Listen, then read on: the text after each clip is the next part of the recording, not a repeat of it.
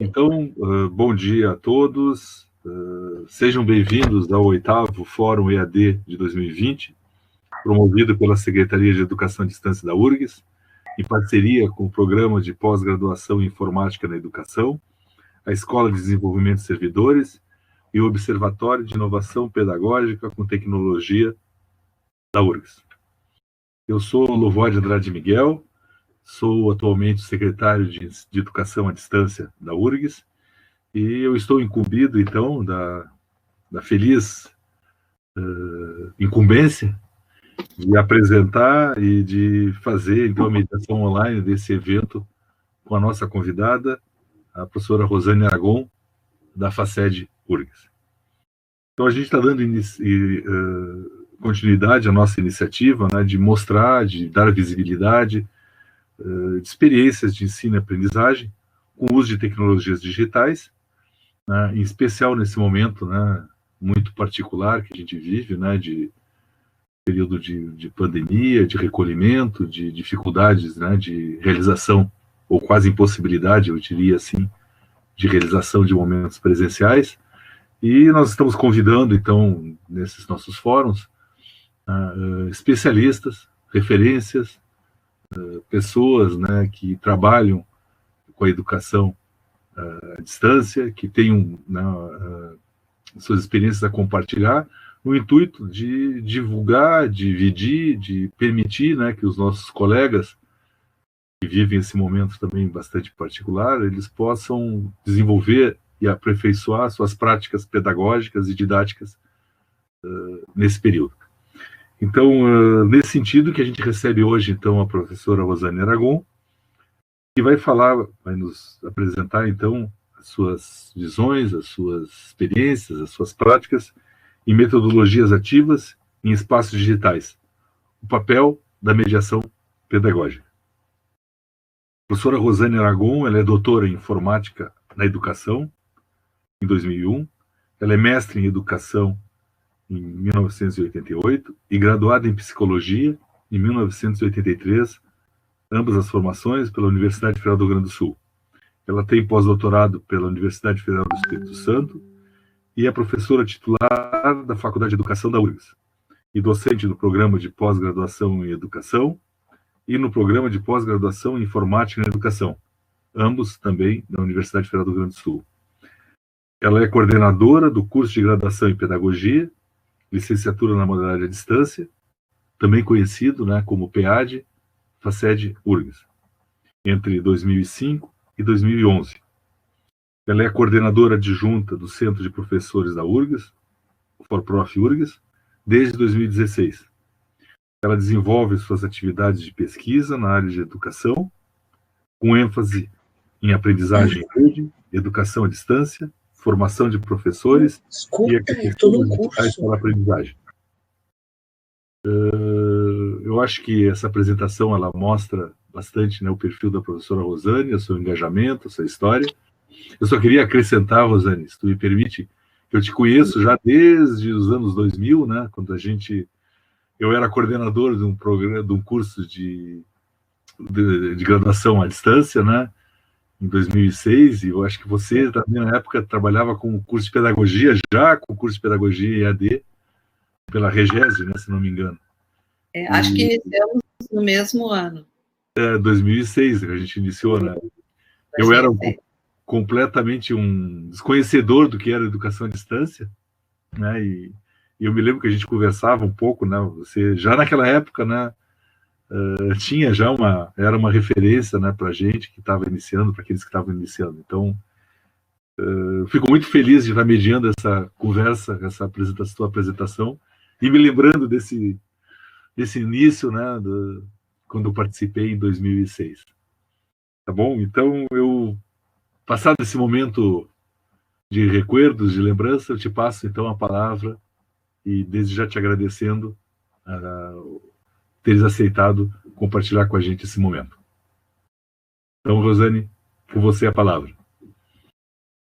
Então, inicialmente, quero agradecer o convite, né?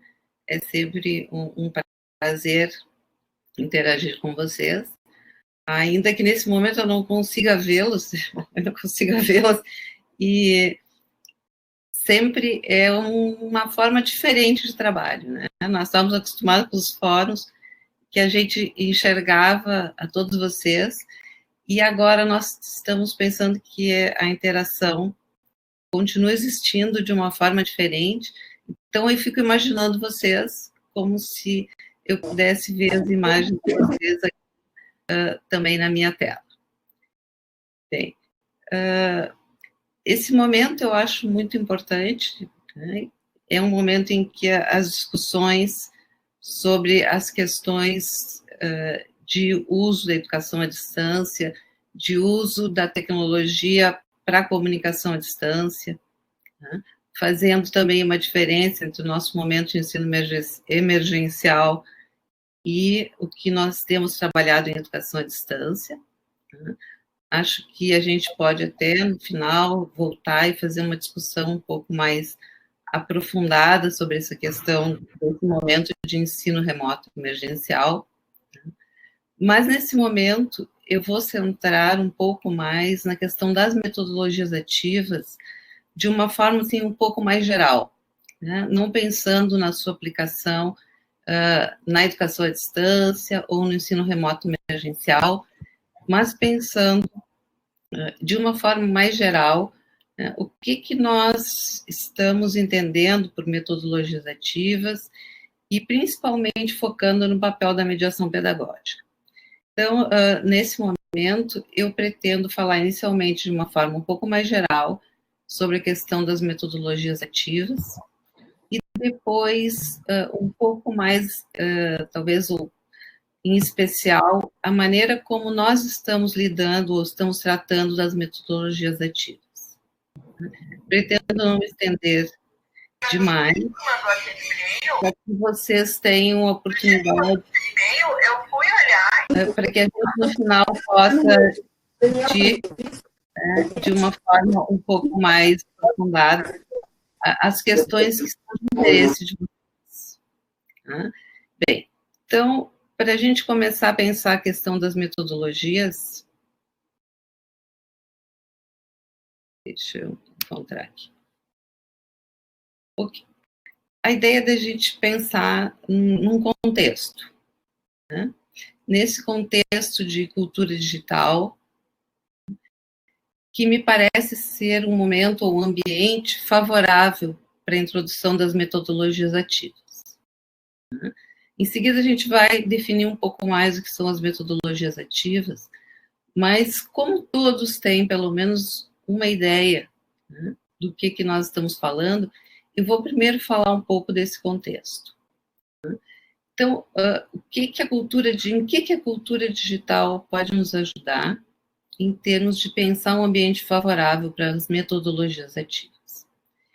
Bem, inicialmente, nós observamos agora uma abertura de possibilidades muito grandes de acesso à informação e de possibilidades de comunicação, né? O que nós estamos agora, esse nosso momento de fórum é uma prova disso, né? Nós não teríamos como trabalhar com esse fórum se não tivéssemos o apoio das tecnologias. Nós estamos agora vivendo num momento de grande comunicação, ou pelo menos de grande possibilidade de comunicação, porque, principalmente a partir do advento das tecnologias móveis, nós vivemos um momento em que nós estamos sempre conversando com alguém, sempre trocando com alguém. Em alguns momentos até eu brinco um pouco que nós estamos com uma dependência do celular e nós não conseguimos viver sem o celular por 1 ou 2 minutos que seja. Então, temos uma oferta de tecnologia muito grande, né? E uma oferta de tecnologia que é capaz de suportar processos interativos. Ok. Então, eu estava, nesse momento, falando um pouco sobre a questão do contexto, né? Buscando mostrar como, nesse momento, nós encontramos uma condição favorável à introdução das metodologias ativas. Se nós pensarmos que, dentro da cultura digital, nós temos muitas possibilidades, além do que nós tínhamos antes, de interação com as pessoas, e que isso pode se dar em diferentes tempos e espaços, né? Como nós temos visto, agora nós estamos conversando ao mesmo tempo em diferentes espaços, e nós também podemos ter uma mesma conversa em diferentes tempos, mas num mesmo espaço, ainda que um espaço virtual. Então, nós temos, inicialmente, novas possibilidades de comunicação, muito mais rápidas do que nós tínhamos antes.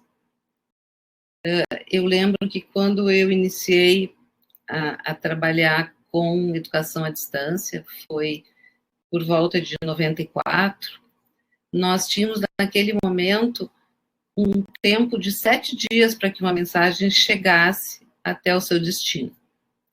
E depois mais 7 dias para que ela retornasse. Então, neste tempo que, se nós pensarmos, né, o quanto desenvolveu, me parece que foi até rápido. Né? Parece que as tecnologias têm desenvolvido muito rapidamente novas possibilidades. Então, cada vez mais nós podemos nos comunicar com os outros de uma forma mais rápida e sem essas barreiras de tempo e espaço. E essa é uma situação bastante favorável. A outra situação que me parece muito favorável é a expansão ao acesso de informação. Tivemos um tempo, né, em que nós precisávamos ir à biblioteca, ou nós precisávamos ter livros em casa, e nós tínhamos um acesso limitado a todo o conhecimento produzido, não tínhamos essa facilidade que temos agora de acessar o Google, né, que alguns chamam até de São Google, porque qualquer questão que a gente tem, a gente vai para o Google.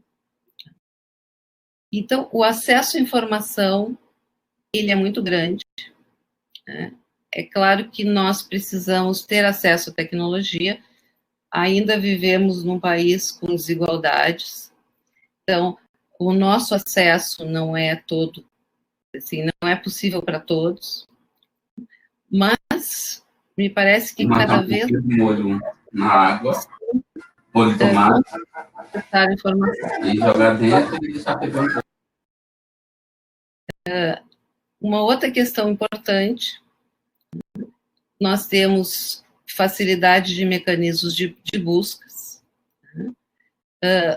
A tecnologia nos viabiliza também construções coletivas, nós conseguimos usar as mídias de uma forma mais integrada atualmente, nós podemos trabalhar com vídeos, podemos trabalhar com fotos, podemos trabalhar com mapas conceituais, que imagino que vocês já tenham essa experiência, nós podemos trabalhar de uma forma, com escritas coletivas que permitem que todos participem de um mesmo trabalho e que a gente possa trabalhar em termos de coautorias. Né? Uma outra possibilidade que a cultura digital tem nos trazido, que me parece muito favorável, é que nós temos mais oportunidades de agirmos como autores. Então, eu posso criar o meu site, disponibilizar para as pessoas, eu não preciso de uma autorização para divulgar as minhas ideias, e com isso nós temos mais possibilidade de interação. Eu não vou entrar aqui em questões de ética ou em questões de fake news e essas situações que a gente tem acompanhado, né? Mas só mostrar a possibilidade que a cultura digital nos traz para que a gente trabalhe com metodologias.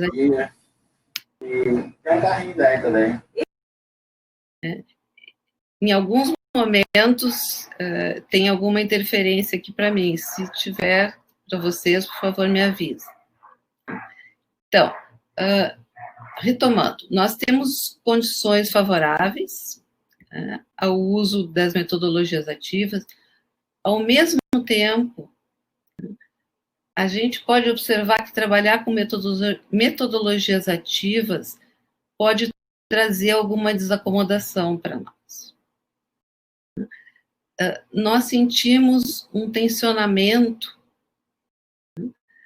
porque ela nos faz pensar e repensar as nossas concepções sobre o que é o aprender e o ensinar.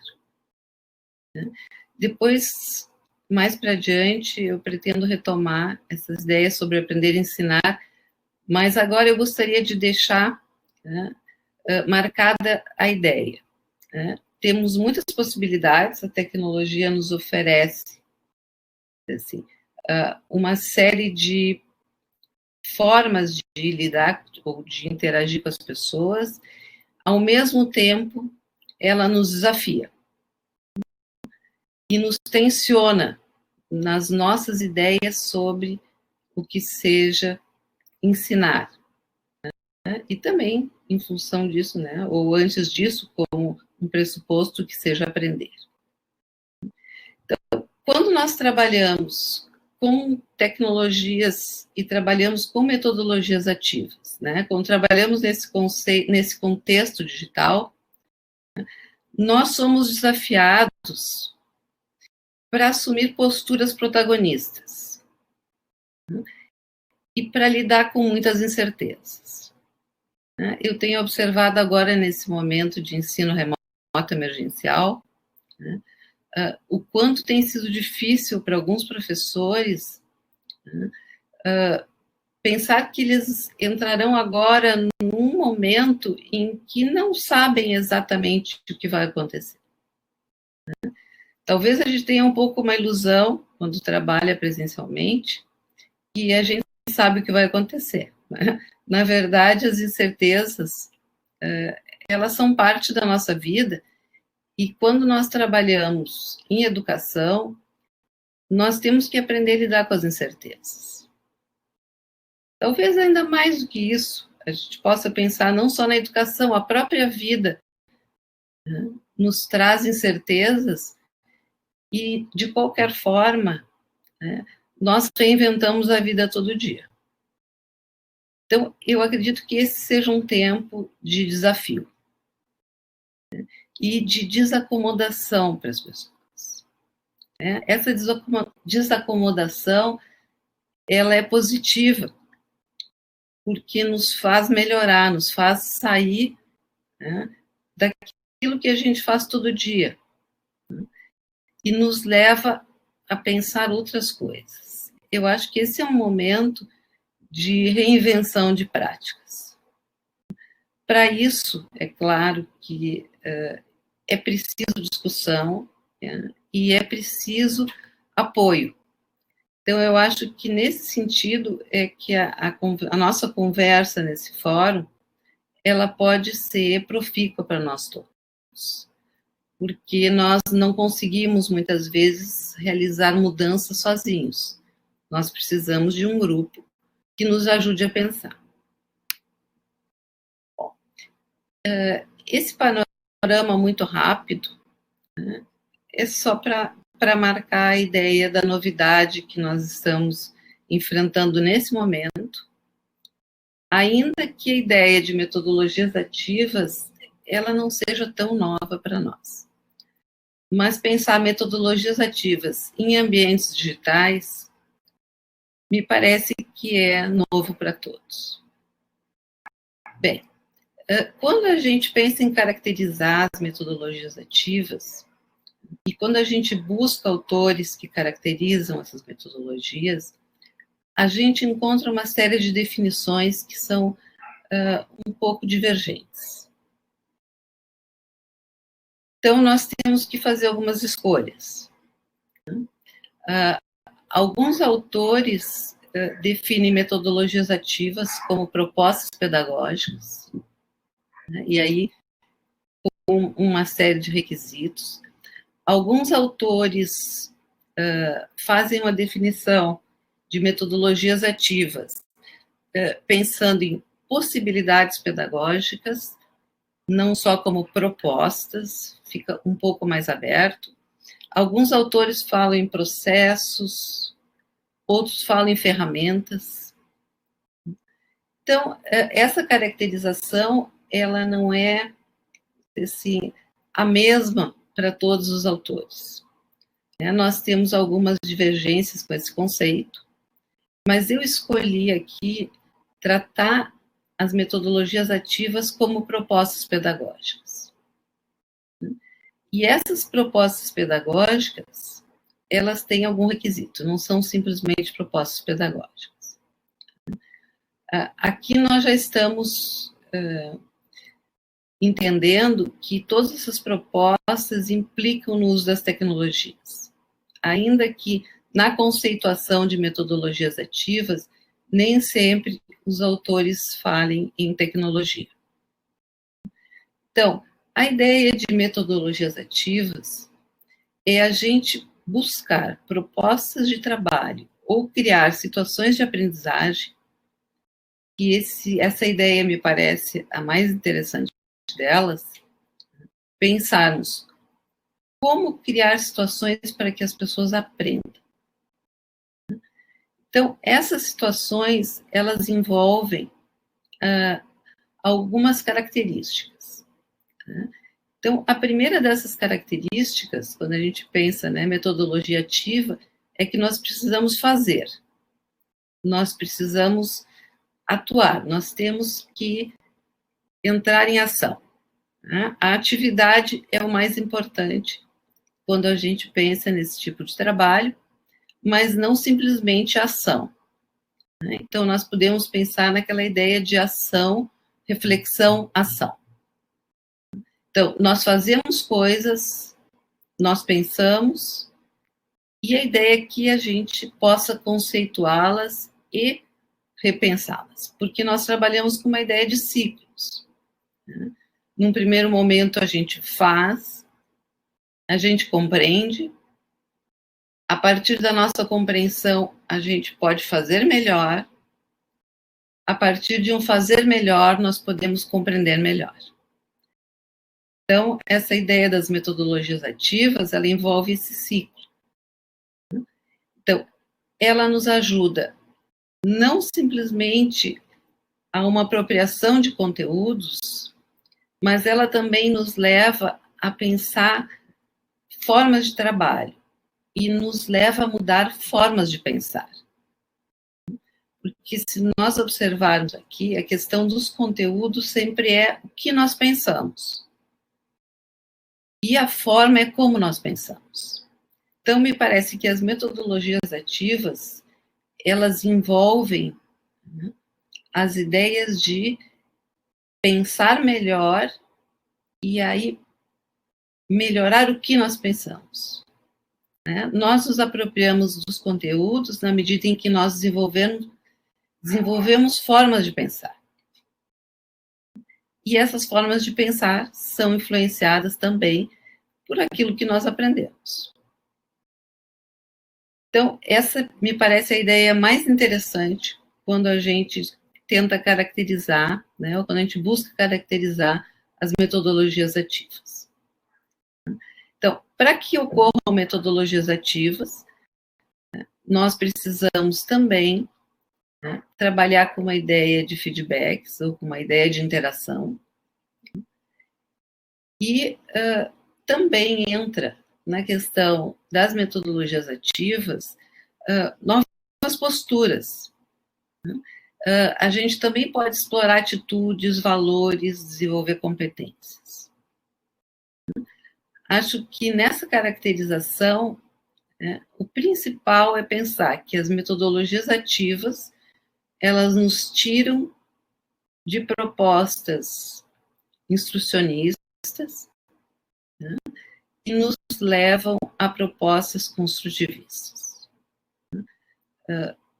talvez nem todos vocês compartilhem, né, dessa ideia de pensar que nós aprendemos a partir da ação, né, e a partir da interação, mas a ideia de trabalhar metodologias ativas nos obriga a repensar a nossa forma de trabalho e as nossas crenças e os nossos conceitos, porque ela nos mostra que o conhecimento é construído na ação, né? A gente vai retomar um pouco mais essa ideia daqui um pouquinho. Então, para exemplificar algumas propostas pedagógicas ativas, né? Ou talvez algumas metodologias ativas. Alguns autores definem metodologias ativas e falam nesses exemplos como estratégias. Alguns outros trazem a ideia da aprendizagem por descoberta, baseada em problemas, como metodologias ativas. De qualquer forma, é só uma mudança na forma como é colocado, mas não na ação.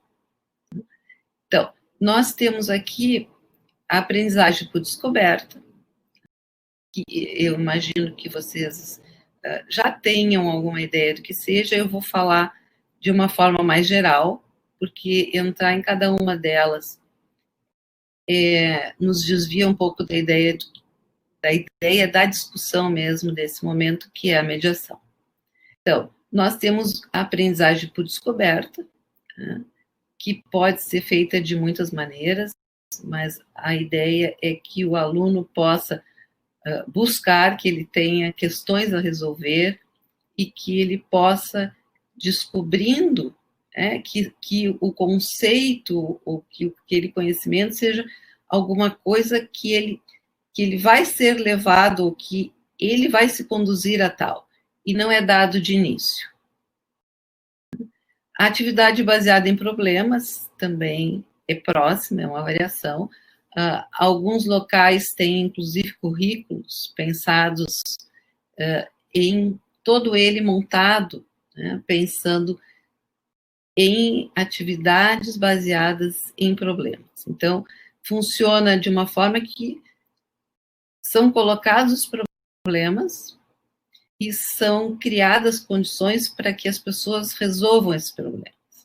É usado mais em ensino superior, em currículos de ensino superior, alguns cursos principalmente da área da saúde, né, tratam de casos. Então, os casos são apresentados inicialmente e são discutidos e são resolvidos geralmente de forma cooperativa, né, ou pelo menos em grupo ou de forma colaborativa.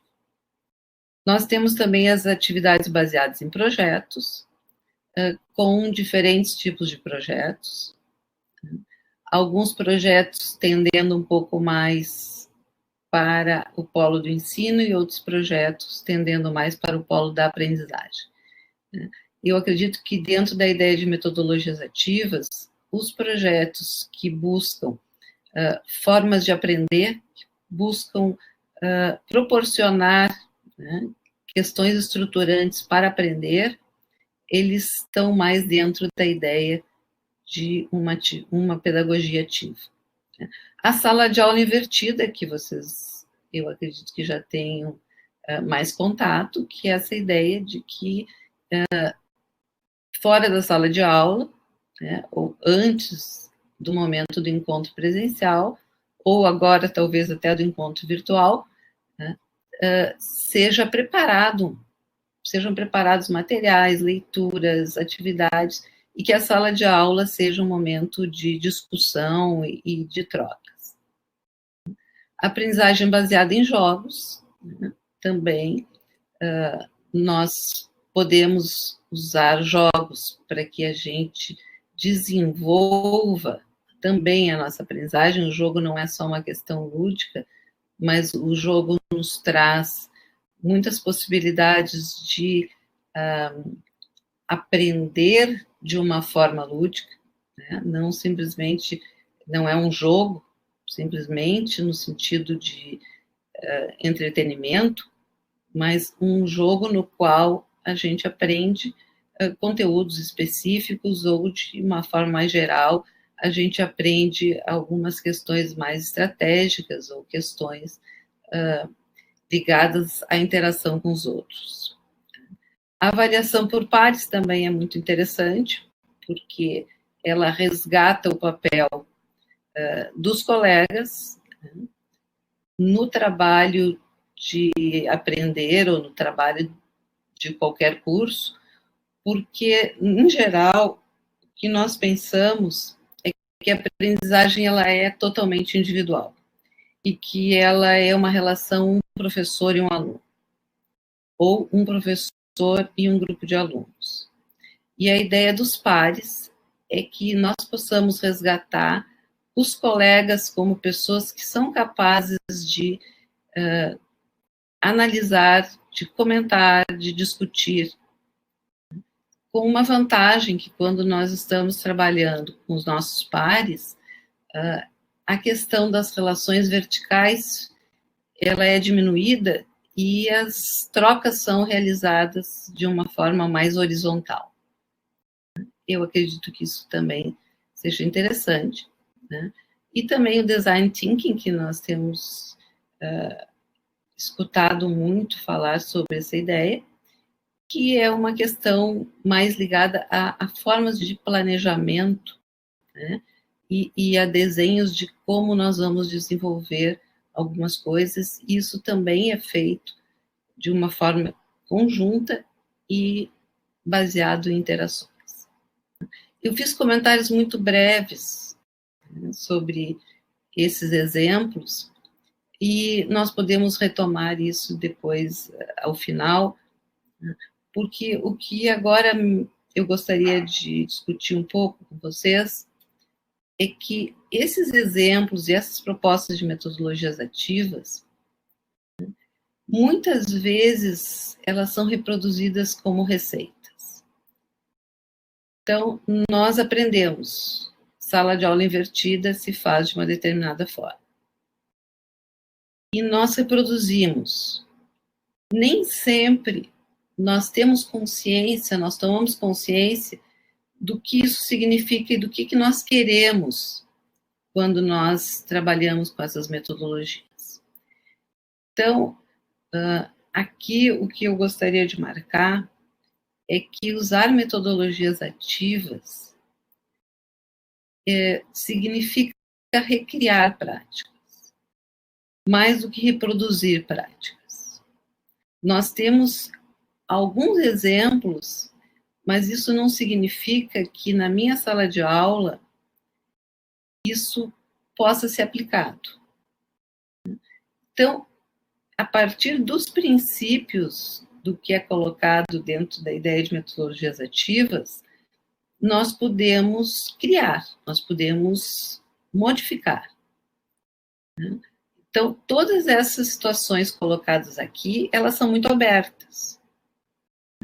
Não existe uma forma única de serem feitas. Então, isso, por um lado, nos deixa muito tranquilos, porque nós podemos criar, e, por outro lado, em alguns momentos também nos deixam um pouco preocupados, porque a gente diz, bom, mas como fazer?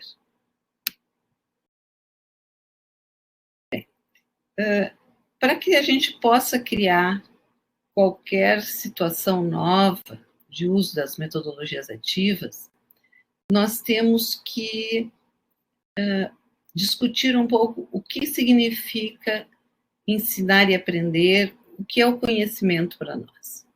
Então, eu ilustrei, né, duas ideias, obviamente são duas formas um pouquinho mais antagônicas, mas nós temos muitos intermediários aqui.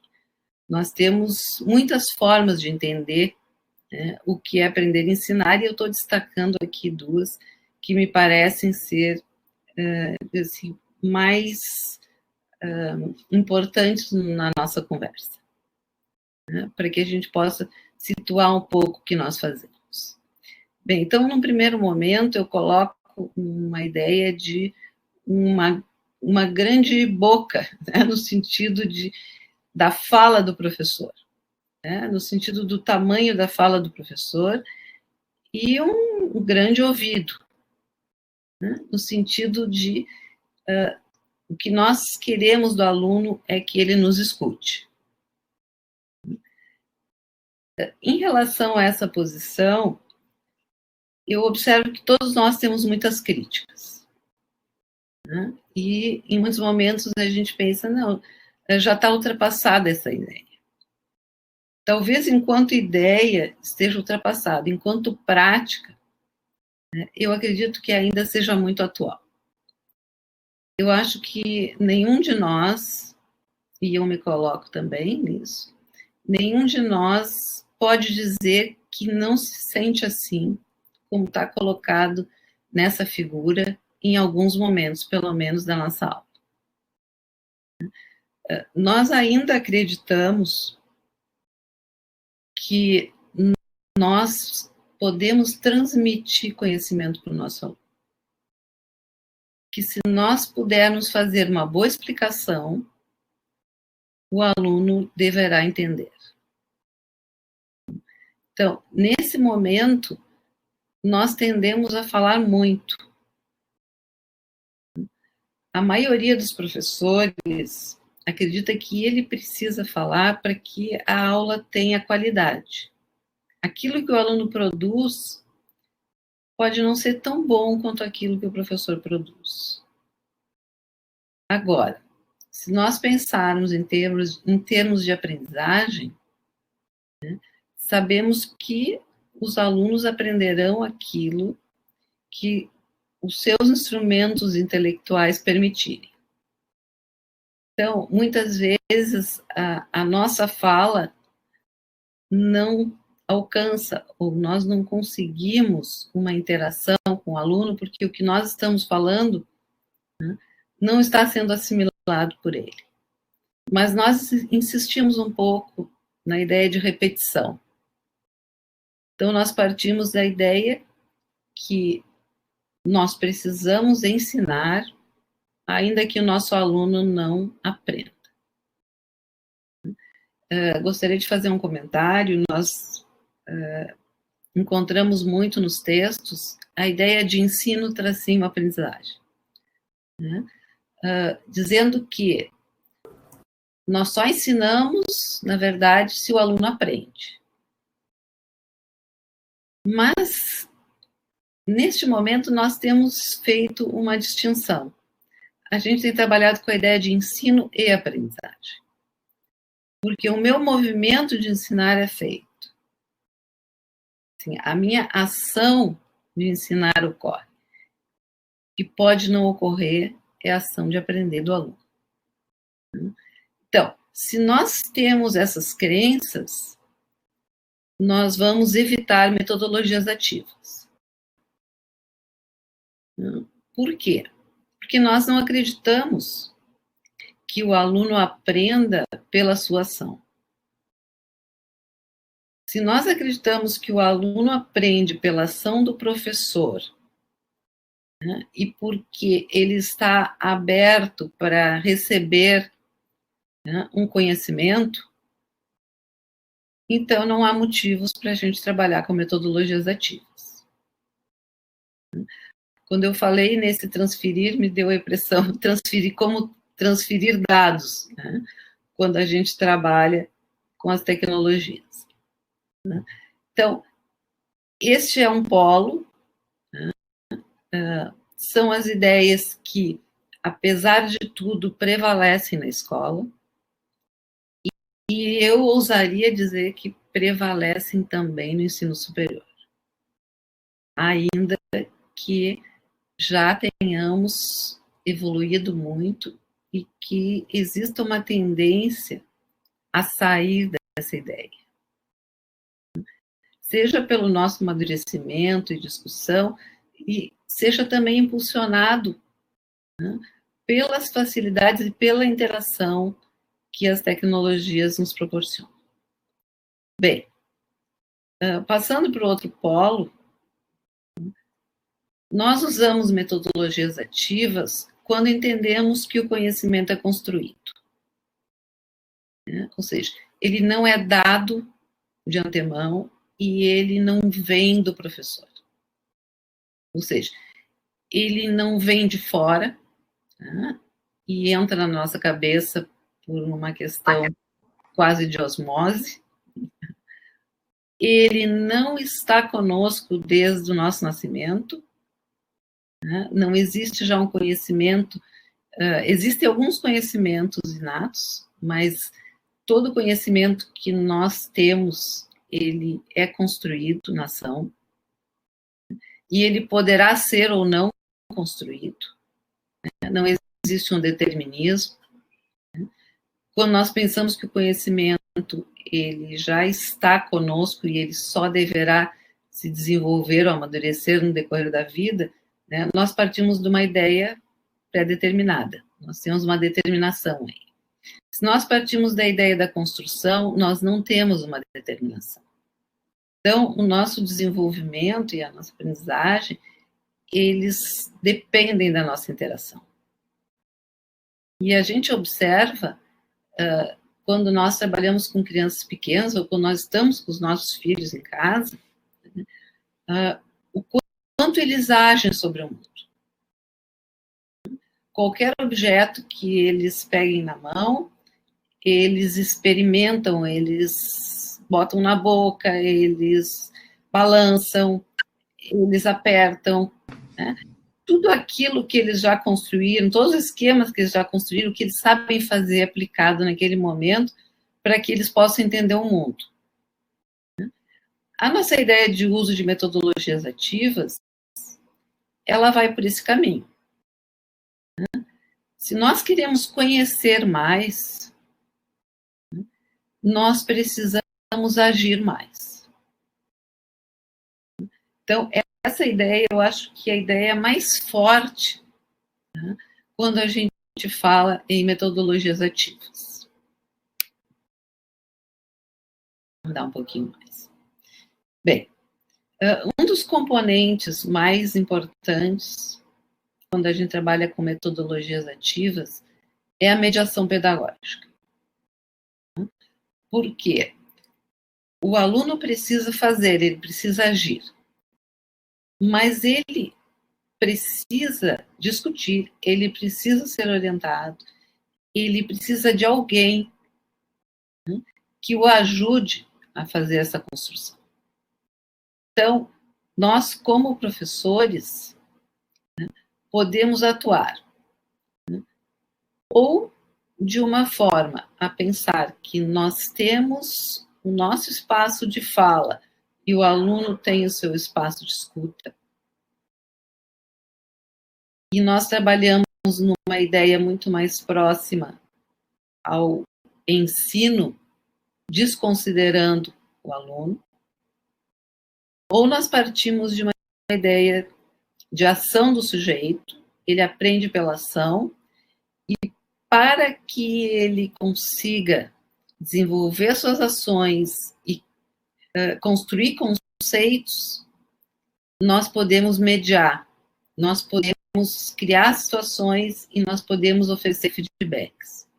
Então, toda a ideia da mediação é a gente sair da ideia simplesmente do ensino, né, para uma ideia de apoiar a aprendizagem.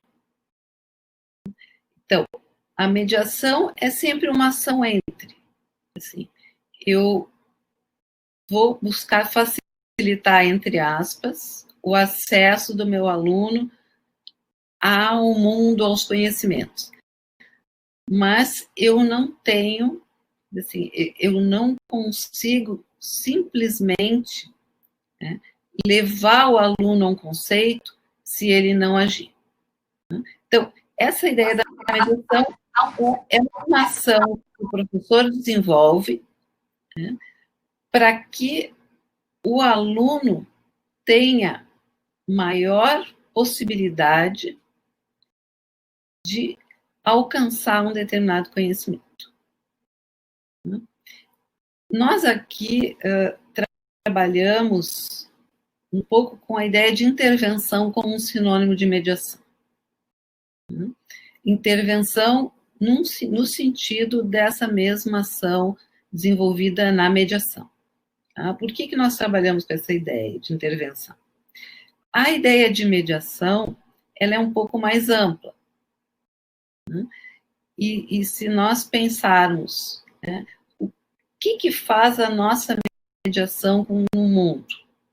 Né? Se vocês trabalharem com as ideias do Vygotsky, por exemplo, a gente vai pensar que nós temos instrumentos que nos permitem o acesso ao mundo. O acesso não é direto.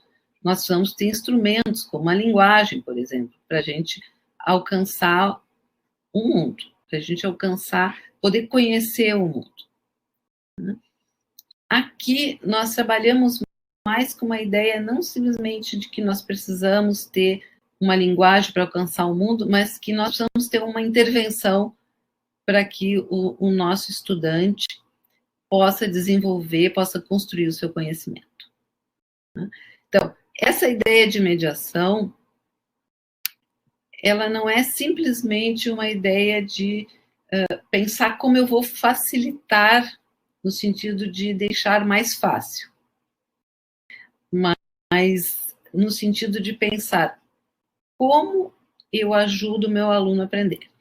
Então, quando nós falamos em mediação pedagógica, nós temos duas funções que parecem antagônicas, mas elas, na verdade, são complementares. Uma primeira função é de problematização. E uma segunda função é de apoio à reconstrução. Então, quando nós pensamos em usar metodologias ativas, quando o nosso aluno está em ação, o que é que nós vamos criar? Situações de dúvida. Nós vamos provocar, nós vamos problematizar. Por quê? A ação do sujeito sobre o mundo, quando ela é problematizada, ela leva o sujeito a pensar e analisar o que está fazendo e leva a tomada de consciência. Ela provoca a reflexão crítica. Uma das ideias básicas da questão das metodologias ativas é a questão da reflexão. Porque a ação por si só, ela pode não nos levar ao conhecimento. Ela precisa ser uma ação refletida. Então, uma das intervenções principais, eu acho que a primeira delas, é que o professor, ele deve ser um desestabilizador das certezas. Quando nós temos certezas sobre as coisas, nós não precisamos ter o esforço de buscar novas formas de responder a uma questão, porque tudo está tranquilo para nós. E acredito que vocês já tenham passado, ou vários de nós já tenhamos passado por uma experiência, na qual nós temos uma sala de aula e nós observamos que os alunos não sentem necessidade de aprender alguma coisa. Então, nós podemos fazer uma análise, que, bom, aquilo que nós estamos apresentando para eles pode não ser o de interesse, eles podem não ter um interesse maior, e nós não conseguimos, então, que eles tenham essa necessidade. Mas quando nós trabalhamos com metodologias ativas, a ideia é que vou dizer assim, grande parte do processo parta do aluno, inclusive escolhas. Então, em princípio, há um engajamento mais forte. Mas, de qualquer forma, para que a gente avance, precisamos sempre desestabilizar certezas.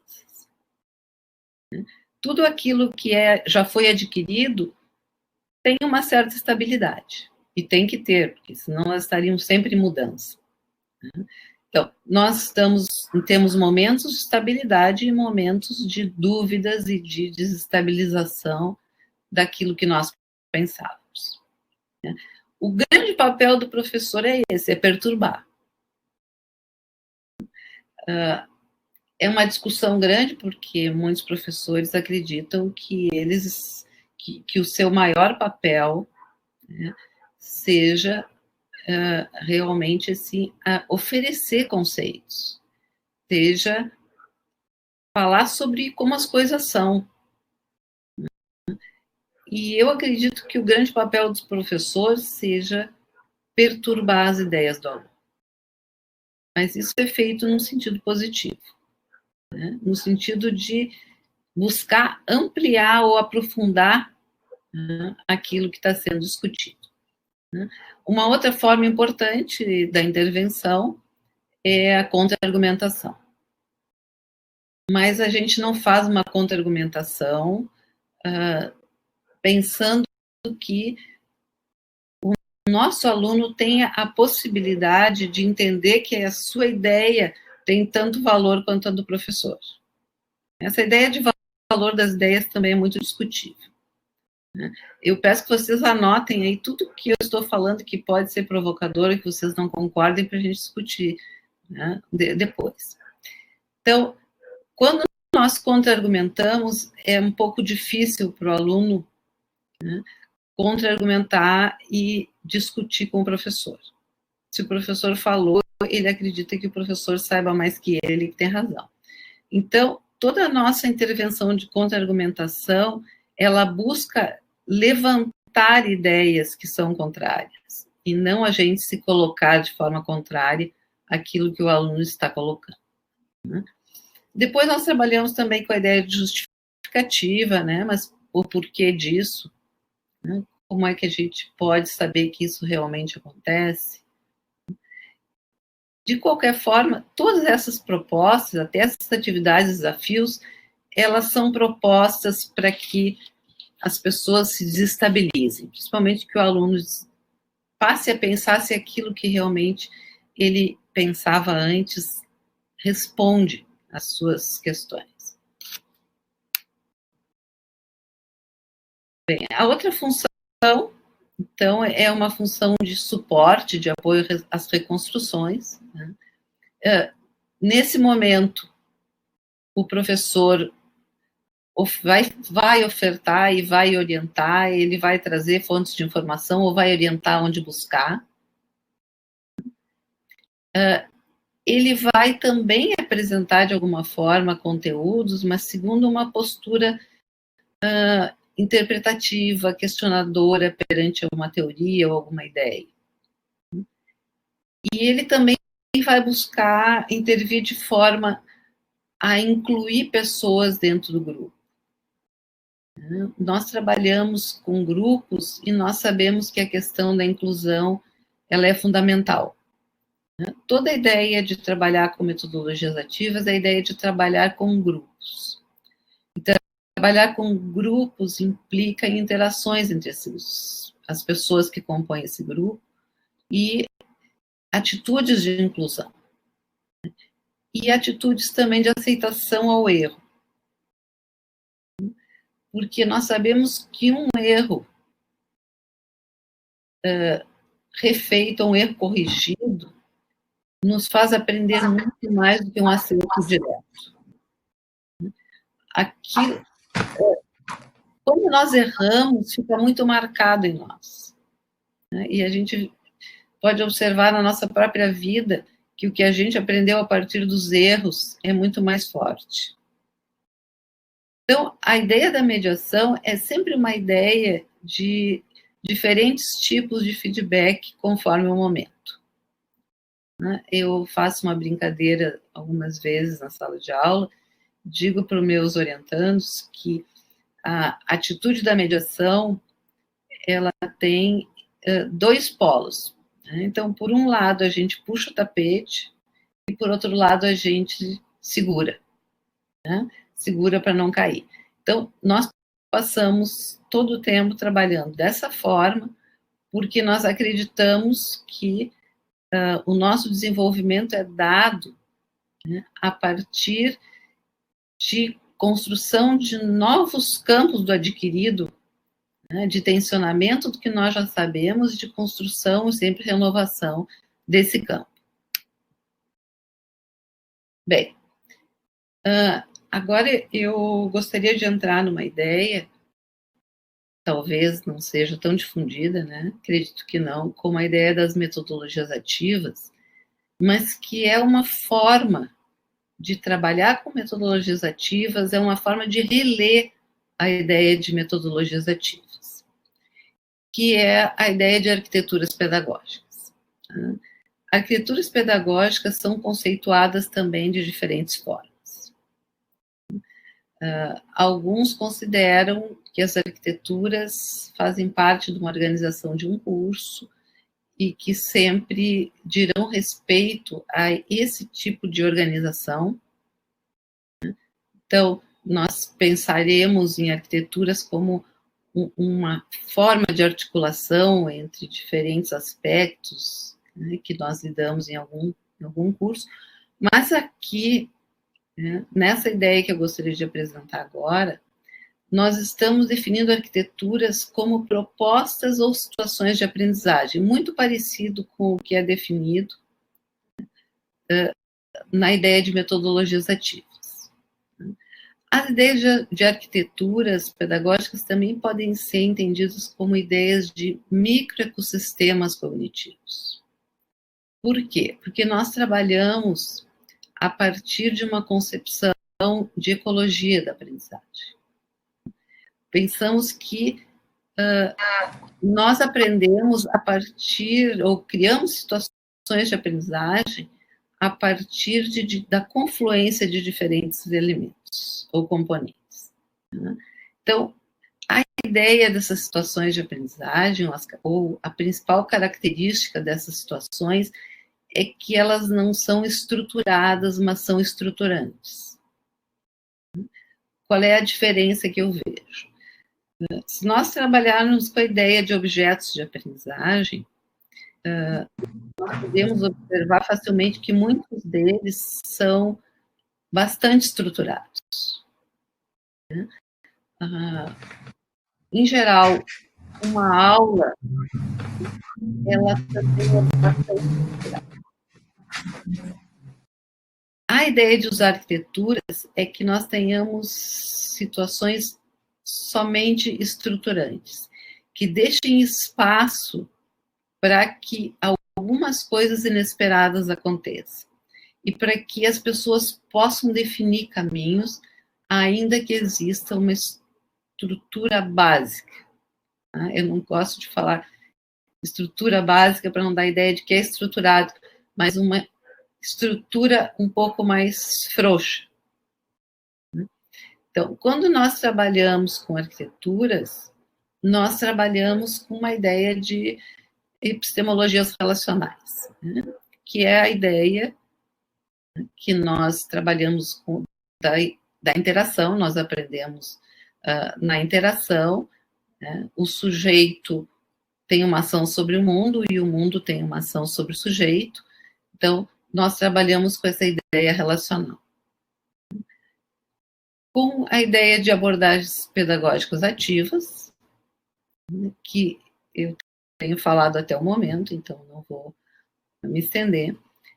Dentro da ideia de arquiteturas pedagógicas, nós temos necessariamente o componente da tecnologia digital. Esse conceito ele é criado pensando em trabalho com tecnologia digital. Mas aqui a tecnologia digital, ela não é vista como um componente a mais. Ela é vista como um componente em interação com os outros.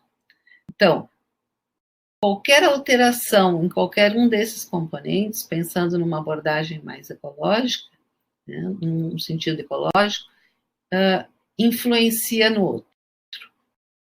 Então, o uso da tecnologia, o tipo de tecnologia, ele influi na abordagem pedagógica. A abordagem pedagógica me faz também ter determinadas concepções de espaço e tempo. A tecnologia também nos ajuda a modificar nossa ideia de tempo e espaço, pelo menos tempo e espaço da aprendizagem. O componente cooperação também influencia nos outros componentes, e o componente da mediação, né, que retorna aqui, ele é um componente também fundamental, porque ele ajuda e ele interfere muito na dinâmica e na qualidade do processo. Eu retomei um pouco aqui a ideia de metodologias ativas, eu já tinha passado para a mediação, mas para resgatar agora a mediação dentro das arquiteturas e dar alguns exemplos de como nós temos trabalhado. Eu não estou controlando o horário, então eu peço que, se eu me passar no horário, que vocês me avisem. Tá? A ideia é que não me estenda tanto. Bem, dentro da ideia de arquiteturas, nós temos trabalhado com um conceito, que é o conceito de mediação distribuída. Então, o que nós falamos antes em relação à mediação, agora deve acontecer, né, distribuindo essa ideia e trabalhando com a ideia dos pares. Então, se nós pensarmos numa sala de aula, principalmente uma sala de aula com muitos alunos, como é que nós vamos trabalhar essas questões de aprendizagem ativa? Nós encontramos essa dificuldade.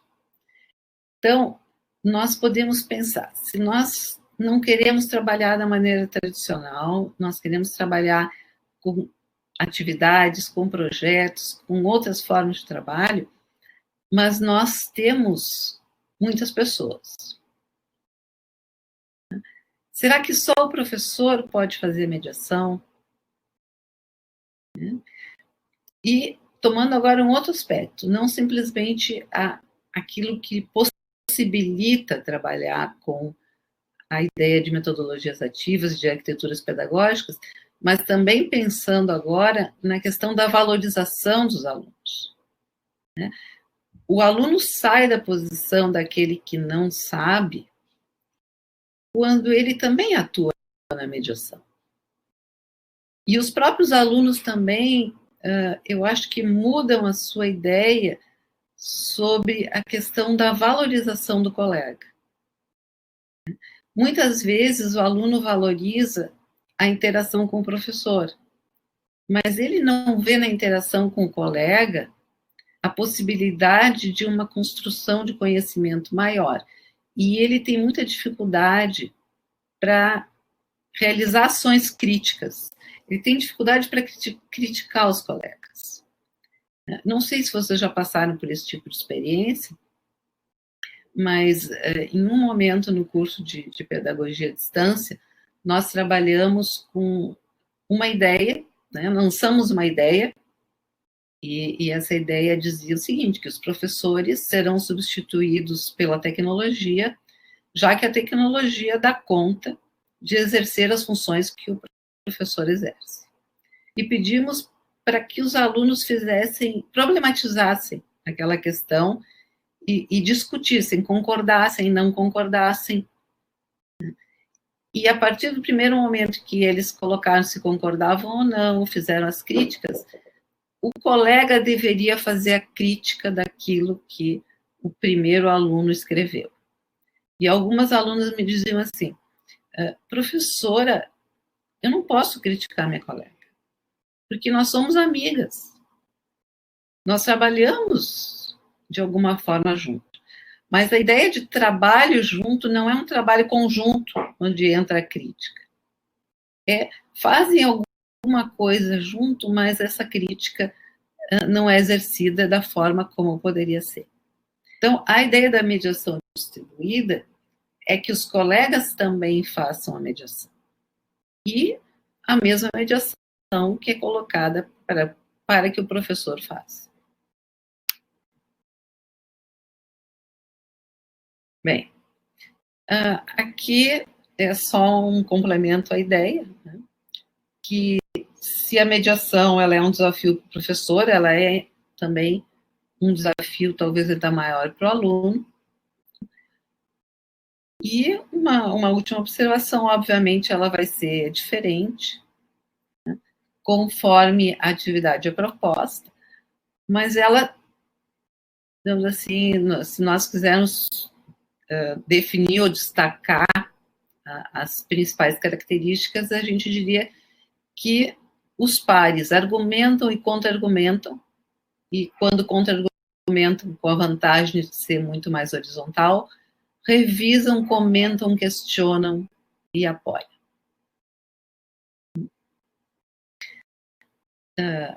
Se vocês me perguntarem, isso é fácil de acontecer em sala de aula, é fácil fazer, né? É fácil usar essa mediação distribuída, ela também precisa ser desenvolvida e precisa ser aprendida. Tanto o professor precisa aprender a mediar, quanto ele precisa aprender a criar situações para que aconteça essa mediação distribuída. Eu vou mostrar para vocês alguns exemplos de arquiteturas e falar sobre a mediação que é feita. Então, uma primeira arquitetura que eu gostaria de apresentar para vocês agora se chama debate de teses. Ela é usada principalmente no ensino superior, porque ela parte de uma ideia. Eu vou passar aqui, eu não sei se esse quadro fica nítido para vocês. Eu, inclusive, não estou com a última versão dela, porque está em reconstrução.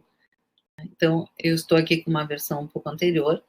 Mas ela parte da ideia que nós definimos com os alunos algumas teses, né? No caso, seriam algumas afirmações sobre um determinado conteúdo, uma teoria, né? Nós afirmamos algumas coisas. E a primeira ideia é que os alunos se posicionem, né? Cada um, inicialmente, só enxerga o seu posicionamento, né? A partir desse posicionamento, nós pedimos uma argumentação, né? Concorda por quê? Discorda por quê? Não sabe decidir por quê? Então, ele escreve essa argumentação. E nós temos uma ideia de revisores. Então, 2 ou 3 colegas, conforme a situação, eles são os revisores. O que eles fazem? Eles olham e eles leem, eles analisam o que o colega escreveu e eles contra-argumentam, né? Ou eles apoiam, né? Sempre dizendo por quê. A ideia aqui é que eles tentem ao máximo problematizar o que foi dito, né? Problematizar o posicionamento do colega. Isso é feito inicialmente, mas nós podemos escolher, o ambiente nos deixa escolher se nós queremos fazer, se eles colocam os nomes ou não, se é anônimo ou não, né? Tem vantagens e desvantagens ser anônimo, né? Em alguns momentos, assim, só no final eles sabem quem falou com eles. O fato de ser anônimo ajuda, né, no sentido que eles não trazem ali uma impressão inicial que eles têm do colega. Claro que quem está revisando, né, sabe de quem está revisando, mas quem, assim, vai responder a essa revisão não sabe a quem está respondendo, porque o que importa aqui, na verdade, são as argumentações e contra-argumentações. Mas isso também é discutível em alguns momentos. Eu já tive turmas que optaram por ter ali seus nomes e quiseram saber com quem estavam falando, e isso não impediu que eles fizessem as críticas. Depois disso, depois dessa revisão, tem uma nova argumentação de quem se posicionou inicialmente, e depois tem um posicionamento final, e em meio a isso, a gente tem algumas discussões sobre os assuntos em questão, as teses em questão. Essa arquitetura tem nos ajudado muito a observar, né, nós como professores e até os próprios alunos, a observar o quanto os conceitos são reconstruídos durante esse processo. Então, eu observo um posicionamento inicial, eu observo a maneira como o aluno via aquela situação, aquele conceito, e eu consigo observar no final qual é o seu posicionamento. Então, nós temos usado muito, principalmente nos cursos de pós-graduação, mas na graduação também é possível usar, e isso, assim, o debate de teses tem auxiliado muito no desenvolvimento da argumentação, que é uma das dificuldades que os alunos têm, né, até no pós-graduação, quando a gente pensa o que nós precisamos defender. Nós não podemos só mostrar evidências, nós temos que trazer também argumentos. Nós temos que trabalhar com argumentos, evidências, novos argumentos, novas evidências. E isso tem funcionado muito bem a partir da ideia desse debate de teses. Nós trabalhamos também muito com projetos de aprendizagem, né? Não sei se é possível ver, esse foi um projeto desenvolvido na graduação, no curso à distância, no curso de pedagogia à distância, em que as alunas se perguntaram, né? A pergunta do projeto é: falta de limites gera agressividade na infância? Bem, aí nós podemos trabalhar os projetos de aprendizagem dentro de uma perspectiva de a perspectiva na qual cada sujeito ou grupo lança questões do seu interesse, né? Ou nós podemos trabalhar também com uma plataforma, no sentido de pensar um grande tema, e dentro desse grande tema a gente elabora perguntas, né? A gente cria perguntas. O que me parece fundamental nos projetos de aprendizagem? Ele é um projeto que nos ajuda a perguntar, aprender a perguntar, né? A ideia de arquiteturas pedagógicas, ela tem uma base forte em Paulo Freire, naquilo que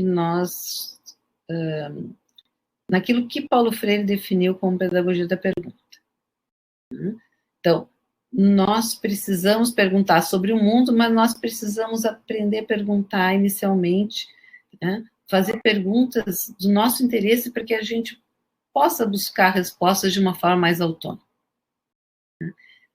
Eu poderia falar 2 horas sobre o projeto de aprendizagem, sobre a riqueza do projeto, né?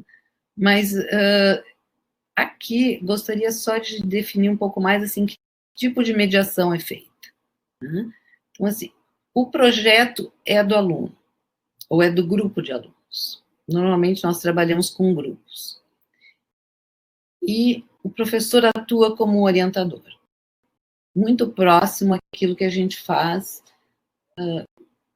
no pós-graduação, quando nós trabalhamos com as dissertações e teses.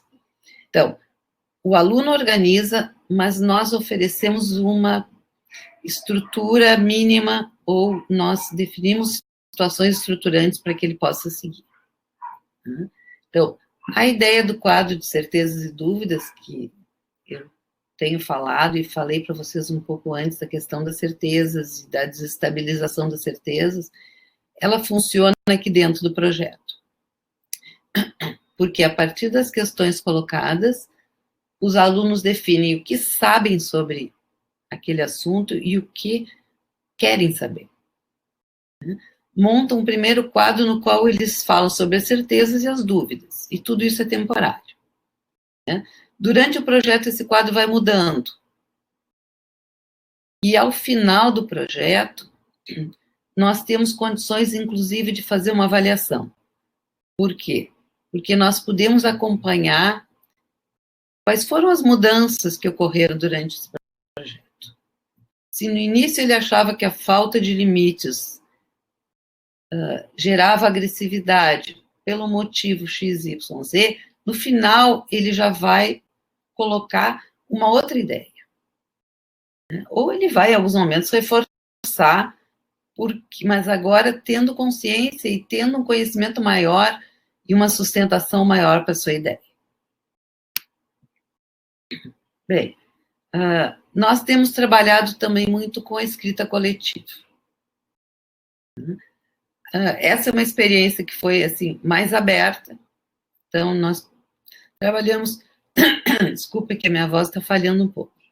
Trabalhamos com uma ideia de, realmente, assim, trabalhar uma história livre. Então, esse grupo trabalhou, que tem um exemplo aqui, trabalhou sobre o nevoeiro, e escolheu, né, um gênero, não sei se a gente pode dizer gênero, acho que sim, de suspense. Então, foi definido pelo grupo que seria uma história suspense, e eles criaram um primeiro parágrafo em conjunto, e a partir daí, cada um foi continuando a história. A escrita coletiva pode ser feita também sobre assuntos que os alunos estejam estudando, sobre temas que o professor vai sugerir, né? Mas ele segue a mesma ideia, né, no sentido de que cada um vai seguindo aquela história, né, e eles vão discutindo também durante esse processo, porque aqui nesse tipo de trabalho, nós aproveitamos para trabalhar muito com os conflitos de ideias. E também trabalhamos a questão da cooperação. Porque, em alguns momentos, as pessoas não aceitam que a sua ideia seja levada para uma outra direção em seguida. E nessa escrita coletiva também tem uma sistemática interessante, né, que cada um tem o seu momento de escrever. Se ele não escrever naquele momento, perdão, ele passa para o final, digamos assim, final da fila. E ele vai ter que retomar só no momento em que chegar a sua vez. Quer dizer, é uma forma de organização que também leva o aluno a repensar a sua participação.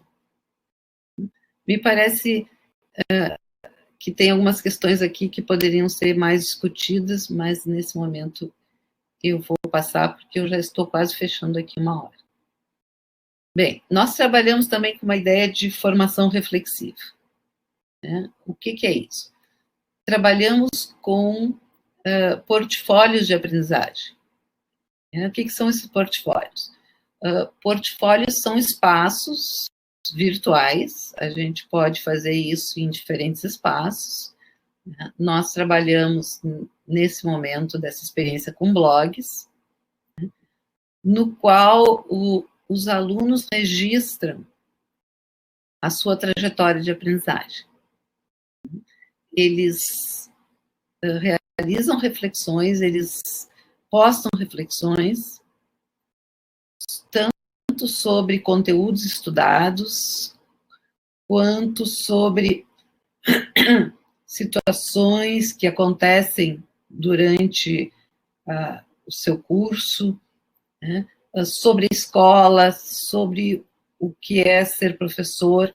Aqui, nesse caso, nós estamos trabalhando com professores, mas isso pode ser feito também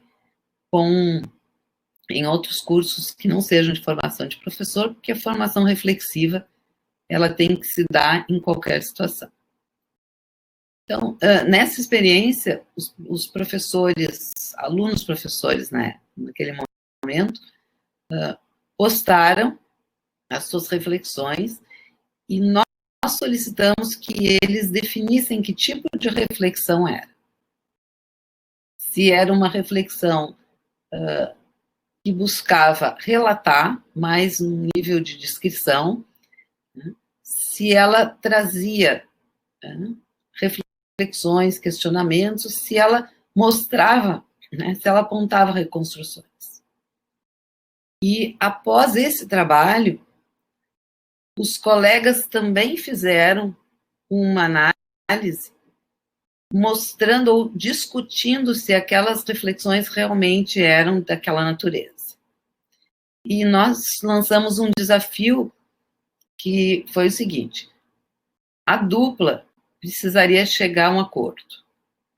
Então, nós partimos de alguns momentos em que Um dos sujeitos disse que tinha realizado 10 reflexões descritivas e 10 postagens descritivas e 15 postagens reflexivas. E o colega, na sua análise, disse que ele só tinha feito, na verdade, 2 postagens reflexivas, ou que ele não tinha feito o número de postagens descritivas que ele tinha apresentado. E o desafio, então, chegar a um acordo. O que nós buscávamos com isso? Uma discussão acerca do que significa, né, de qual a natureza e de o que é uma postagem reflexiva. Né? Que isso faz parte da ideia da formação do professor reflexivo. Por último, só uma ideia que eu pretendo trazer de uma forma rápida agora, sobre o workshop de avaliação. Na ideia de que metodologias ativas pressupõem avaliação formativa. Nós não podemos trabalhar com uma ideia de avaliação de conteúdo simplesmente, quando nós fazemos uma proposta de mudança de processo. Então, nós vamos avaliar, obviamente, tudo que foi produzido, né? Nós vamos avaliar também conteúdos, mas nós também vamos avaliar o desenvolvimento de como o sujeito pensa, né? Não só do que ele pensa. E também vamos avaliar a sua possibilidade de defender a sua aprendizagem.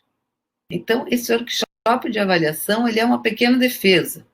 Né? Tem aqui uma foto de uma aluna, né? São grupos de 10 alunos ou 12, e o aluno avaliado, ele apresenta, né, a sua síntese reflexiva do semestre.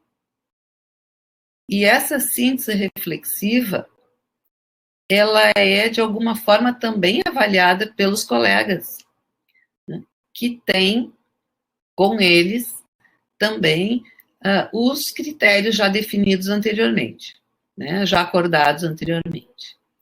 Então, com base num portfólio organizado durante todo o semestre, o aluno elabora uma síntese reflexiva e ele faz uma apresentação oral na qual ele apresenta e defende as suas aprendizagens. Ele argumenta em favor e mostra o que ele aprendeu e como ele aprendeu.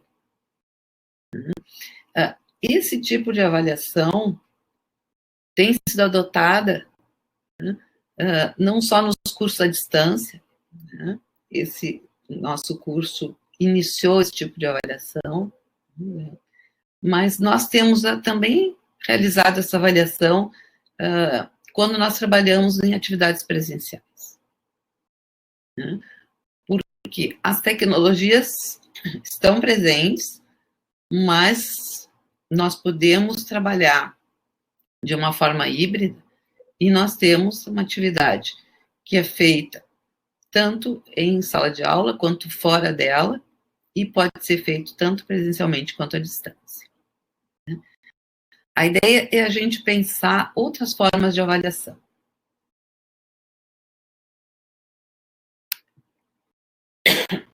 Bem, eu vou encerrar só deixando uma ideia, né, que nós precisamos inserir as metodologias ativas já nos nossos projetos de curso.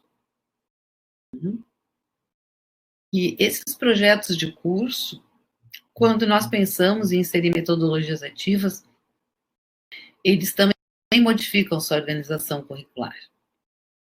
Então, nossa ideia é, assim, que a prática pedagógica e a pesquisa sejam os elementos aglutinadores de um currículo.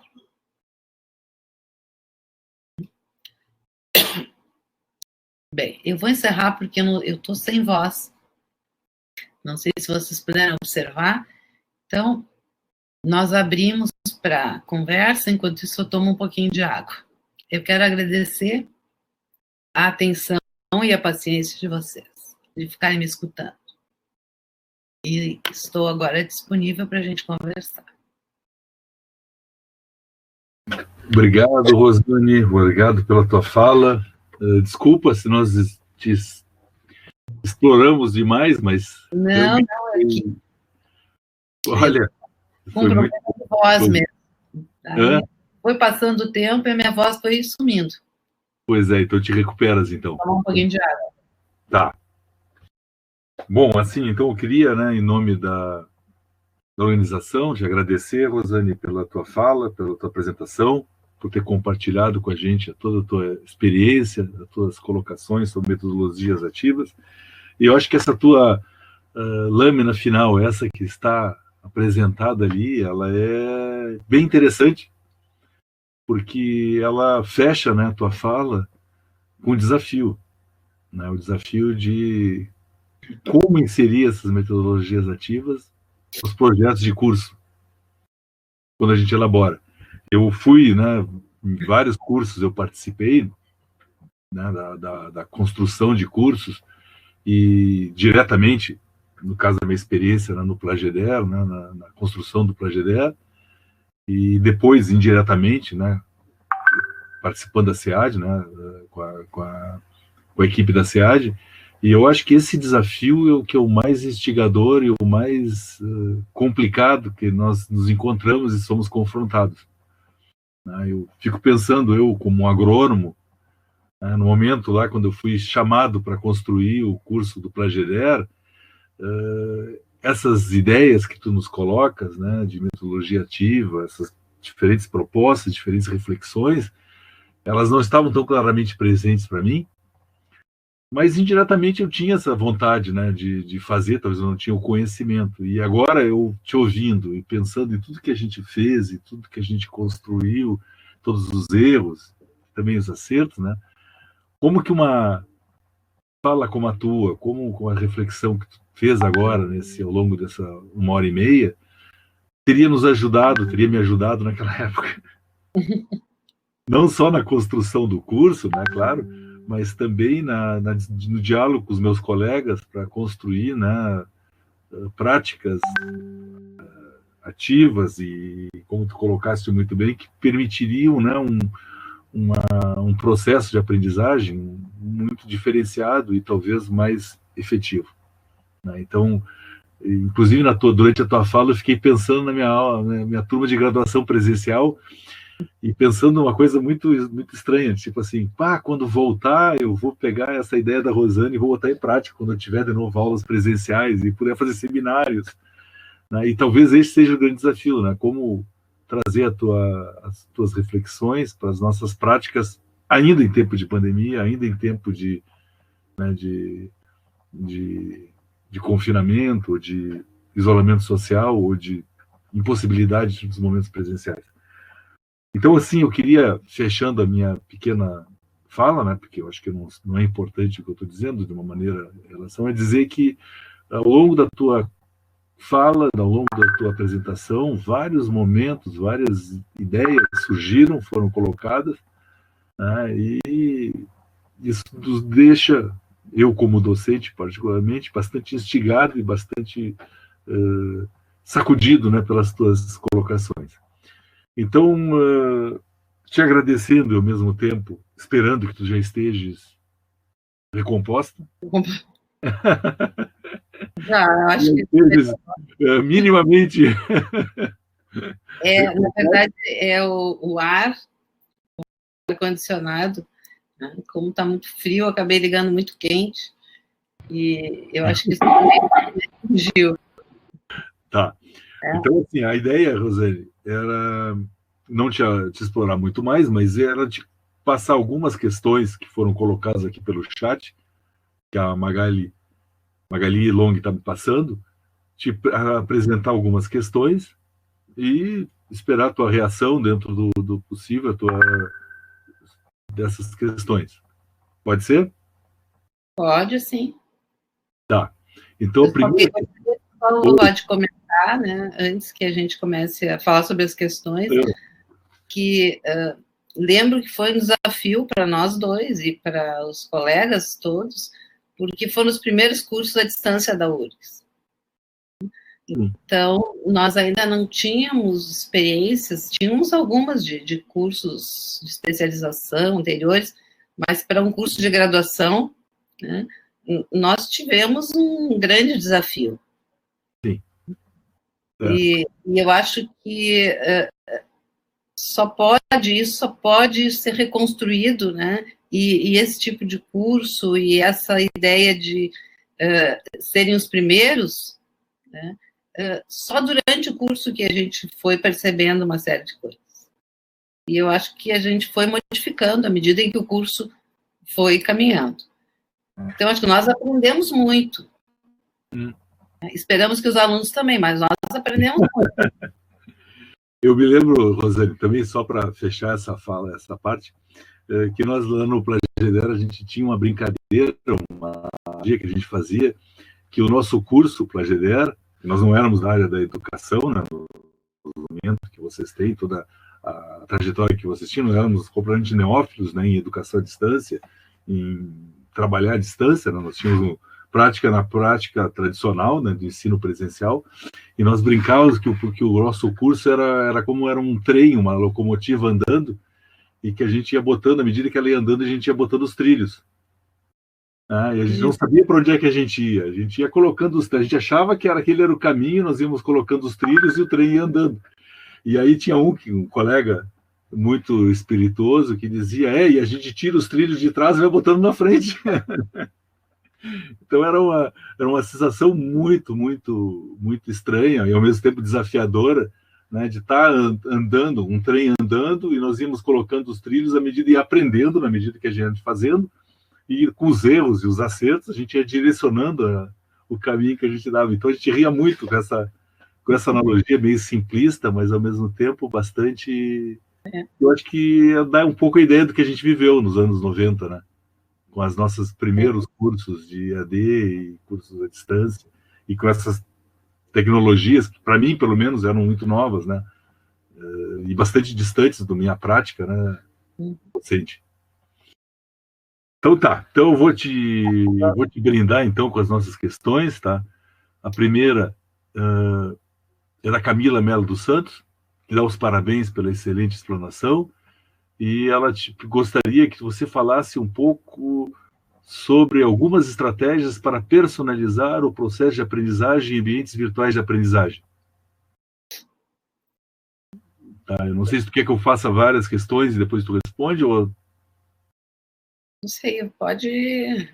Posso colocar? São muitas? Aí. Muitas, aí eu vou respondendo cada uma. Três questões. Ok. Não, 3 questões. Mas então eu respondo essas. São 3, depois tu coloca as outras. Tá. Bem, a questão de personalizar, ela pode ser vista por diferentes ângulos, né? Eu posso usar inteligência artificial para acompanhar as trajetórias dos alunos e oferecer algumas coisas diferenciadas para eles. Posso observar, né, o que cada um deles assim, acessa mais, ou quais são as preferências.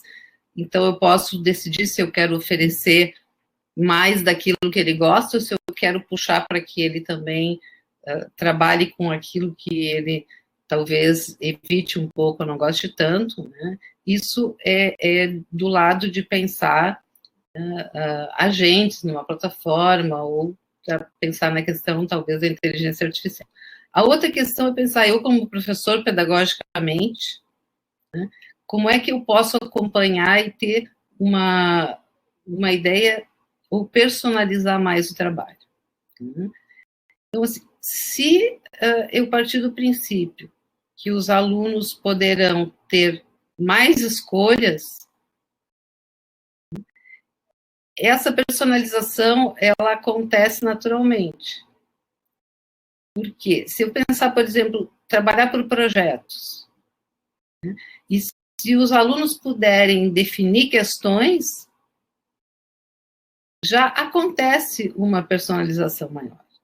Se eu juntar essas coisas, se eu tiver possibilidades de, num ambiente digital, né, ter algumas facilidades de perceber trajetórias, né, de perceber também interações, né, eu vou poder ter uma facilidade maior para lidar com o aluno, que ele não fique, vamos dizer assim, escondido no grupo, mas que ele realmente tenha uma participação grande, seja uma pessoa especial como todos, né, mas nesse sentido de que todos são especiais, né, e ao mesmo tempo eu posso conseguir saber o que ele, vamos dizer assim, por onde ele anda, o que ele lê, o que ele faz.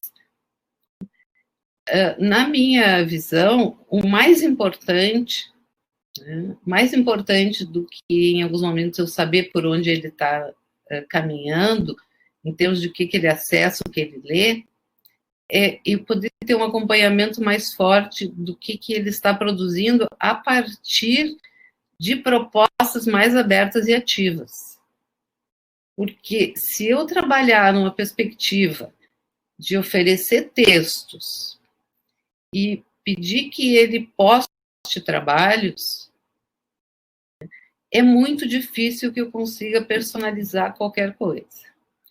Todo trabalho que eu faço que seja mais massivo e que seja de uso dos ambientes, não para interação, mas para postagem, ou para ser um veículo que vai levar a minha aula aos alunos. Então, eu acho que isto dificulta muito qualquer personalização. Mas depende muito do conceito de personalização que é Camila, né? Com o qual a Camila está trabalhando. Depois ela pode voltar e me dizer qual é essa ideia de personalização, a gente pode voltar a discutir. Bom, a gente tem agora, Rosane, uma série de questões, nós temos ainda 15 minutos, então nosso tempo já está se esgotando, temos até as 11h30. Tem uma série de questões que chegaram que tem muita relação, tu está imaginando, com o ERI. Né? O ERI é uma grande angústia. Né, que tá... Então tem o Fernando Halber Gonçalves, ele comenta que é muito interessante essa perspectiva de avaliação formativa. Existe muita angústia dos alunos sobre avaliação no ERI, ainda mais tendo em vista a incerteza quanto aos modelos que serão adotados pelos professores. Em pesquisas com seus alunos, ele comenta, né, muitos manifestaram descrença sobre a capacidade de aprender no formato de ensino remoto. Esta forma de avaliação que tu está propondo, né, é uma boa maneira de pacificar essas angústias? Essa é a primeira questão. Depois tem a outra também, tem sobre o ERI. Pergunta é da Elida Pacini Toneto, que te pede para você, Rosane, comentar sobre as principais diferenças entre cursos EAD e o ERI. E, por fim, o Fernando Halber, de novo, né, comenta, então ele faz uma segunda questão, né, que o ERI, segundo as palavras dele, tá, é um ótimo cavalo de Troia para essa inserção de metodologias ativas dos planos de ensino e currículos. Acho que é mais uma pergunta, né? Se não seria um bom momento de a gente introduzir ou ativar essa discussão das metodologias ativas nos planos de ensino e nos currículos.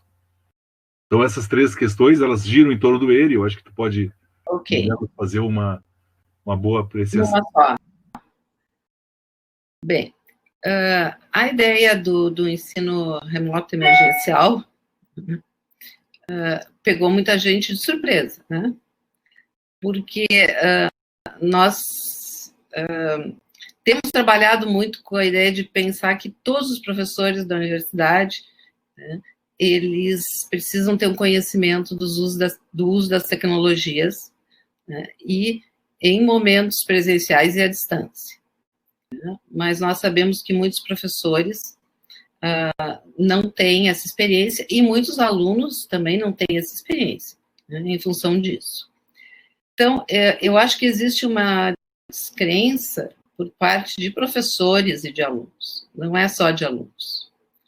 Eu acho que os alunos, muitos alunos acham que não vão aprender e muitos professores acham que não vão conseguir ensinar.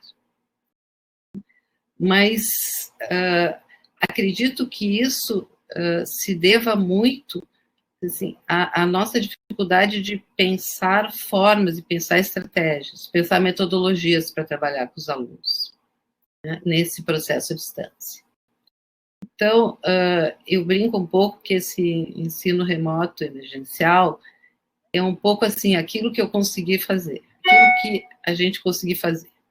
Tá? Mas isso não é bom nesse sentido, porque nós precisamos pensar no ensino remoto com a melhor qualidade possível. Né? Mesmo sabendo que nem todos têm acesso da mesma forma. Quem trabalha só com celular e não com computador precisa ter, nós precisamos considerar e oferecer algumas possibilidades também, talvez diferenciadas. Eu não sei como é que é com vocês, mas eu tenho muita dificuldade de ler grandes textos no celular. Então, eu acredito que o ensino remoto, ele possa ser uma oportunidade para a gente começar experiências, para a gente experimentar coisas novas. Né? E eu acho que, nesse sentido, as metodologias ativas podem ajudar muito. Talvez a gente não pense atividades tão longas, né, um pouco mais restritas, mas sempre partindo do princípio que nós precisamos dar mais ação para o aluno. Eu não gosto muito da ideia, que está muito difundida, de ensino remoto emergencial como videoaulas, ou como eu gravar minha aula e colocar para os alunos e pedir que eles façam atividades em função disso. Eu acho que nós podemos evitar repetir aquilo que na sala de aula já não estava bom, que é essa ideia do professor proferir, do professor dar a aula e do aluno ficar passivo. Ou fazer alguma pergunta, ou ter alguma dúvida, mas esclarecer uma dúvida não é uma forma efetiva de participação do aluno. Ela é uma participação muito frágil ainda. Então, eu acredito que para o ensino remoto emergencial, a gente pudesse pensar em fazer alguma coisa diferente. Né? A plataforma não deve ser um cabide de trabalhos. Eu não acredito numa qualidade desse processo se a gente ficar repetindo o presencial na distância. E eu vejo que essa recomendação ela está se espalhando. Eu tenho visto em muitos momentos. O que eu faço? Pegas a tua aula, faz uma gravação dela, manda para os alunos e pede trabalhos. Né? Então, talvez isso seja uma questão assim, que é muito diferente do que se pensa na educação à distância. Educação à distância, a gente pensa em formas de trabalho que não sejam a repetição da aula presencial. A gente pensa que a educação à distância tem que ter os seus métodos próprios, o seu funcionamento, sua dinâmica, sua organização diferenciada, e que deva ter uma grande, digamos assim, um grande foco na interação.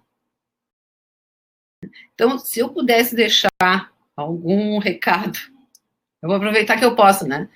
Eu estou aqui, posso deixar um recado, né? Sobre a questão do ensino emergencial, de assim, vamos tentar fazer diferente do que fazemos em sala de aula. E vamos tentar colocar o aluno em ação. E vamos buscar um pouco mais de interação e participação. Não é fácil, não. E principalmente para quem está começando. Mas algumas situações eu acho que são favoráveis a isso. Nós temos muitas ferramentas nos ambientes que levam à interação, mas muitos professores evitam essas ferramentas. Então, eu acredito que seja um momento agora propício para que muitos professores que estavam mais afastados aprendam a lidar com as plataformas, né? E que a gente parta sempre do princípio de pensar que se constrói o conhecimento na ação, e pensar que, quando eu estiver propondo alguma coisa para os alunos, né, eu devo parar e pensar assim, será que eu não poderia inverter essa lógica? O que eu quero dizer com isso? Normalmente o professor oferece o conteúdo e pede que o aluno faça algum trabalho sobre esse conteúdo. Inverter essa lógica seria primeiro colocar questões, ou primeiro colocar perguntas, e a partir da necessidade do que acontece aqui, oferecer o conteúdo, ou trazer o conteúdo, ou indicar como buscar o conteúdo. Então, me parece que o importante, assim, a única dica que eu poderia dar é assim, sempre desconfiar da nossa lógica de pensar propostas, porque normalmente ela nos leva a pensar propostas nas quais a gente já diz tudo como deve ser e só espera que o aluno reproduza.